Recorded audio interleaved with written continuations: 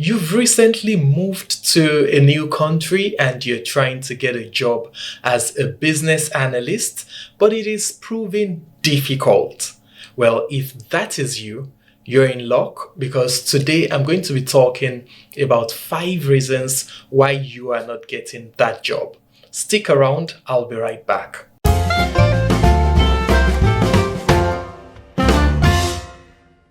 Have you subscribed to this channel? If you've not done so, you are missing. Make sure you click on that subscribe button right now and turn on notifications so that you can know when I post new content. Thank you for doing so right away. My name is Olumide. I am the business analysis coach. I train people on business analysis and I help people get into tech. And in today's video, I want to talk about why you as an immigrant are not getting that business analysis job. Now, let me establish the context here. Very many times I have to train people who are immigrants from the developing world, mostly Nigeria and African countries generally, and they're looking to go into Europe, America, Canada, and Australia, and so on. And they get to these places, they try to get jobs as business analysts, but then in many cases, it simply isn't working. The jobs are not coming forth. Sometimes they cannot even get interviews. Well, if you are that kind of person, you should pay attention to this video because I want to share with you 5 reasons why you're not getting the job. So let's get right into it. The first reason why you're not getting the job is your CV or your resume. That is most likely the key reason. Okay, you see, this CV thing is something that requires a bit of understanding, a bit of a cultural context. So for many of us, especially from Africa, we're used to situations where you write your CV, you submit it for a job, and then the recruiter actually takes the time to read through the CV. And because we generally have situations where they read through it, they are able to understand the context, they are able to understand the titles you used and things like that. And so there's a good chance that a person gets hired if he or she so deserves the position based on the CV. Well, when you move to a Western country, you are in for a shock. It doesn't exactly work that way. So many of them use application or applicant tracking systems, ATS, which are essentially software that help them to screen through the CVs to select the most suitable candidates. Okay, but that's where the problem is. The software is trying to determine the most suitable candidates. Think about it. If you were a software, how would you determine? Okay, so software have to make that determination based on algorithms, and most of those algorithms essentially boil down to the keywords, the keyword density, the keyword frequency, things like that. So it means that many people would not even get a shot at the job, not because they are bad candidates, but because they are not writing their CV in a way that the ATS is able to rank them high. The purpose of this video is not to teach you how to write your CV, but it is to let you know that if you don't write your resume or your CV properly, you might not even stand a chance at all. And so there are certain quick tips that I will give you. Number 1 is you want to make sure that you have the right keywords in that CV. You need to know what the keywords for the industry are, and you need to make sure that they are mentioned in your CV. One way you can get the keywords would be to look at the job description. Look closely at that job description and then try to circle all the keywords that they have used in the job description. And then make sure that those keywords are repeated in your CV. Make sure that you have them coming up from time to time in your CV. It's very important. So remember that you're communicating with a machine. keywords are very important because that's how it would recognize that you fit the role. The second thing that I would say you should make sure you get right with your resume are your titles, the job titles for the previous roles and even the current role that you are applying for. Titles are very important. You see, don't assume that they're going to understand the context. Maybe while you were working in Nigeria, you were an IT consultant who was carrying out business analysis. On your resume, you should use a title that actually reads business analyst or something very close to that. Try to make sure that those words are contained in your title. Why? Because even though you understand, and any human being who reads it should understand, you must remember that it's going to be read first by a machine and then by a recruiter who's probably not patient enough to really go through your CV. So you have to make it as clear and as explicit as possible. Don't assume that they will do the job of thinking for you. The third thing that I would say about your CV is close to that second one, and that is you should make sure that your CV or your resume establishes context. You see, in many situations when you're crossing over from maybe one country to another, you probably have a lot of experience in companies that they don't know. And they might not know what that company does. They might not know why they should even value that kind of experience. So take off 1 or 2 lines for each role to explain what the organization does. Just put it in a way that is meaningful to an external person. If it is a big organization with a large turnover, you might want to mention something like that. And then talk more importantly about what your role led to in that organization. Were you able to help them maybe save costs? Were you able to maybe lead a particular process that turned out to be strategic for the organization? Things like that. Just make sure that you express those things. It might be 1 sentence, it might be 2 sentences, but it is really important. And one bonus tip would be if you've worked in maybe an international organization, a multinational, put it on your CV. It's very important. Put it on your CV. Make sure it is mentioned. Even if for that one, the role is not relevant to business analysis. I would say that for other things, make sure that the roles are relevant. List only roles that are relevant, generally speaking. But if you have experience working in a multinational, a brand name that would be beneficial, make sure it is listed even if the role is not relevant. In fact, even if it is an internship, list it.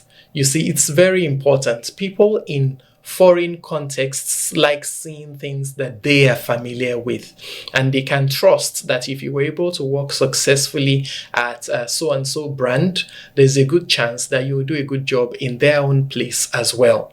So put it there.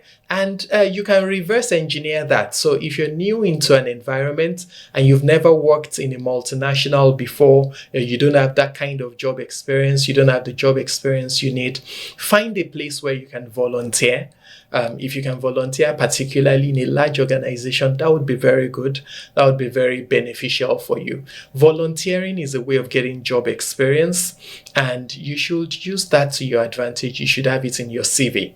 But anyway, let me get out of that point because this is not meant to be a CV writing class. The second reason why you are not getting that job, that business analysis job as an immigrant in a Western country, might be the language. So it is very possible that you do not speak the language that they speak. For those people who have moved to places in Europe, maybe with the exception of the UK, and maybe you've come from an English-speaking background, you will probably have found out that it can be pretty difficult to get a job if you do not speak the local language. And what I would just say is, look, go and learn it. Go and learn the language. If you want to thrive in an environment, learn their language. It can be hard, but that's your best bet. Okay, so IT jobs have this advantage of being able to cross languages, and you You may not need to really know a language to work in an IT role for some of the more technical IT roles, okay? So if you're going to be a software developer, a software tester, things like that, you might not really need to be so conversant with the local language. But when you're looking at roles that are not so technical, like business analysis, those are roles that have to do with communication. Business analysis is a communication role. You have to deal with internal stakeholders, you have to deal with external stakeholders. And even if that organization speaks English for their operations, there's still a good chance that they have many customers who do not speak English because they are not in an English-speaking country. And so they would prefer somebody who's able to speak the local language. In other words, what I'm saying is, look, learn the language. Learn the language. If you take like 6 months to learn a language, you will do fine. Okay, but if you never start, if you keep telling yourself that it is hard to learn the language, you will never learn it. And I'm saying that from experience. I live partly in France. I've been trying to learn French. I think I've had some success, but it is really difficult. Okay. So anyway, if you want to thrive as a business analyst and you're in a place where the official language is not English, learn their language, okay? The third one is that you are not in a community of the right people. That is very important. You see, jobs revolve around communities. Communities are very important for jobs, for employment. Okay, you need to have people around you that know the job vacancies, that can refer you, that can also tell you about openings. Jobs revolve around communities. What I would say is, if you're relocating or if you've relocated, don't be an island. Don't be withdrawn to yourself. Okay, stay around people that can help you. One way to get that help is, if you're a Nigerian, for instance, and you've moved to a country, find places that Nigerians go to. For many people, that would be maybe the church. You can find a primarily Nigerian church. You can find other establishments, places where you're going to find people from your country. Okay, look for such. But don't limit your interactions only to people from your own country, because that can be a limitation as well. There's a way that if you stay only around people from your country, yes, you will get certain opportunities, but you might not be getting the best experience possible. So you need to also find ways to interact with other people. Participate in things, if you're in school, participate in things that are being done in school. Make yourself known. Take the pains of establishing relationships with people. Join associations. Join communities. Look, it is a secret not only in Nigeria. I mean, I know that in Nigeria, there's something we say. We say, man, no man. You want to get a job, make sure you know the right people, right? But the secret is that this applies not only in Nigeria, but everywhere in the world. You want to get a job in Europe, you are better off when you have people referring you. And they have more formal ways of doing this. Companies give their members of staff incentives to actually refer people. And if those people referred actually get hired, then the employee might even go with a bonus or something like that. I mean, the referring employee might even get a bonus. Okay, so these are things that they formalized. But if you're not a friend to that referring employee, how is he going to refer you? Okay, how will people know what you can do if they don't even know you? You need to interact with people. You can't shut yourself in your room and stay in a cocoon and expect to get a job. It doesn't work like that. Interact with people, join communities, be vibrant in those communities. Make sure people know you and they know what you can do. Okay, and you tell them, talk to them, let them know you're looking for work, let them know that you want them to refer you and all of that. And that, I can promise you that is a very key secret to landing that job. Still on the subject of communities, if you're a member of a body, maybe a professional body like BCS, that's the British Computer Society, you would be able to interact with people within that community.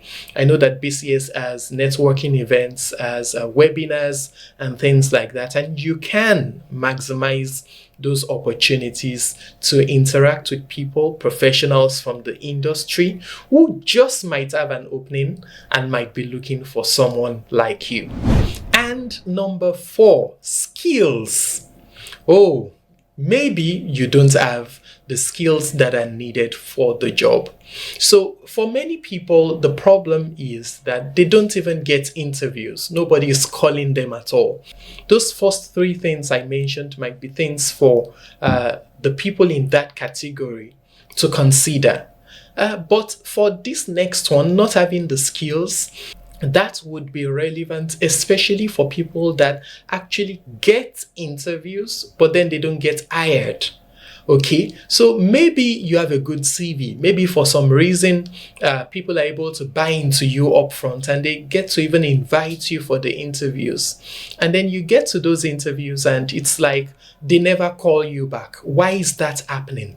Well, I can tell you why it is happening. There's a good chance that you do not have the relevant skills. Now, before you feel bad, let me tell you something. I've trained many people on business analysis. I have something called the Business Analysis Accelerator, where I try to help people get practical business analysis skills.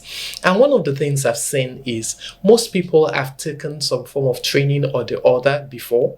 You know, they probably even have some certification, and they're coming in and they feel like, look, I know this thing. I know it, but I'm not getting the job and it's just not coming. And then by the time I start asking them certain questions, I would often find out that they don't have in-depth knowledge. You see, a business analysis role requires that you actually know what you're doing. Why? A lot of the problems that are faced, for instance, in software development, come from the requirements stage. So imagine that you're running this thing and you're going to spend thousands of dollars or maybe even millions of dollars to get it done. And then you end up finding out that you did not even solve the right problem. That would be a huge waste, right? So think about organizations. Why would they want to waste money to hire somebody who's not truly competent as a business analyst? Business analysis is a very important role. They need to be sure that you actually know what you're doing. And how will you know it? You need to have in-depth practical experience of the work. It's not just about terminologies. I meet a lot of people who throw those terminologies around, and then by the time you ask them 1 or 2 questions, you'll see that everything is just jamming in their heads. They don't really know what is what. They don't understand those things truly. There has to be a depth of understanding to be able to scale through a professionally done interview.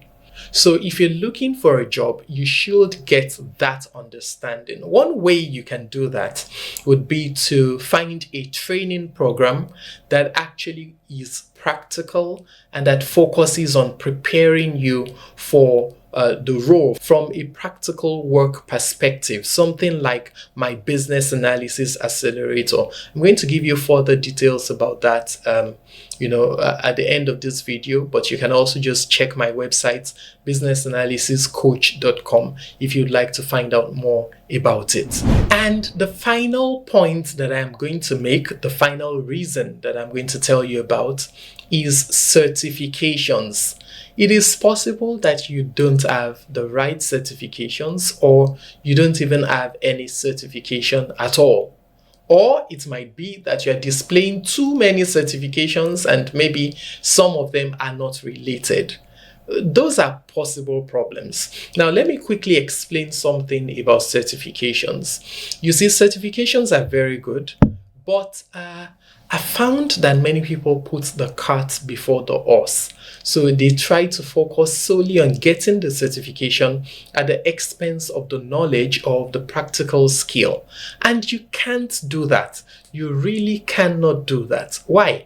Because many roles are not actually looking out for a certification. What they are looking out for is somebody who knows the job.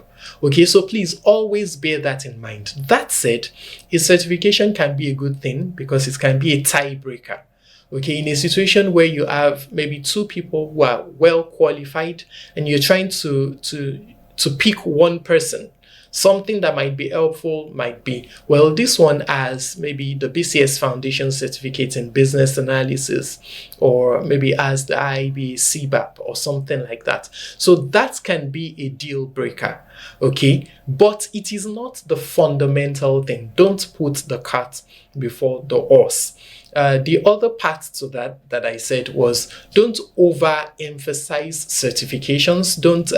So some people are applying for a role and then they put like 10 or 12 different certifications from different parts of the industry. That's not how to do it. What you're doing in that sense is you're showing that you're just passionate about writing exams and getting certifications, and it kind of makes you questionable. Okay, so don't put every single certification you've obtained if those certifications are not relevant. Okay, if they are relevant, by all means put them there. But if they are not relevant to the exact discipline, choose only the ones that are relevant and put those on the CV that you're submitting for that role.